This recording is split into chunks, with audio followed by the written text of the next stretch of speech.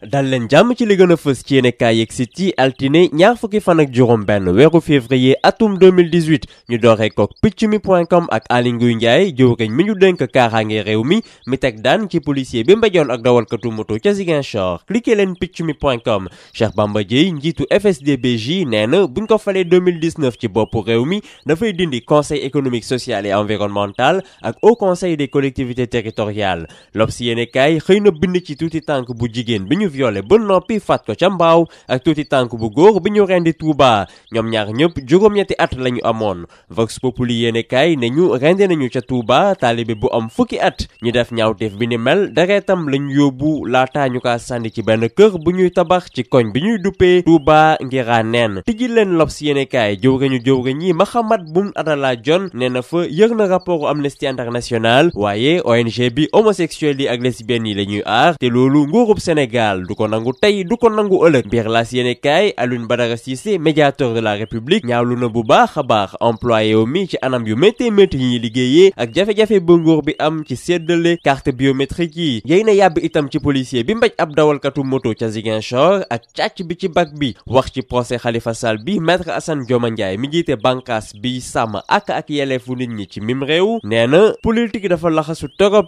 ci àtte bi te politique su duggee ci tribunal bi yoon dafay jaar ci buntu bu ndaw bi wala ci fenêtre bu ndaw bi. Libération yéenekaay xëy na fësal daan yi ñu teg agent Fall mooy policier bi mbajoon ab dawalkatu moto ajuma bi ñu génn fukki fan lay def kaso. Enquête bi su jeexee la ñuy doog a xam lu jëm ci carrière am. tàggat yaram stade yéenekaay lañ ciy àndal. basket éliminatoire mondial 2019 tournoi Maputo Sénégal jël na pay ci poule D bi gannaaw bi mu daanee démb Mozambique 60-52. Mozambique moo jël 2 Centrafrique 3 Côte d'Ivoire 4e. retour bi dinañu ko amal fii ci Ndakaaru diggante 29 juin ak 1er juillet. championnat football Sénégal Génération Foot moo jiitu ak ñaar fukki poñ ak juróom-ñaar tey lay jogante ak Linguère. footballu biti réew Sadio Mané Demba Ba Mbaye Niang ak Mbaye Diagne lakk nañ caax yi lépp ngi ci stade yéenekaay. professeur Fallou Cissé nekkoon fi docteuru gaynde yi ak Mamadou Bakary Traoré nekkoon taskatu xibaar bu xarañ ci wàllu tàggat yaram wuy ji nañ seen borom. piccumi.com mu ngi séddoo nakar bi ak seeni njaboot yéenekaay ak site yaa ngi leen di xaar ñu yéen ak jàmm.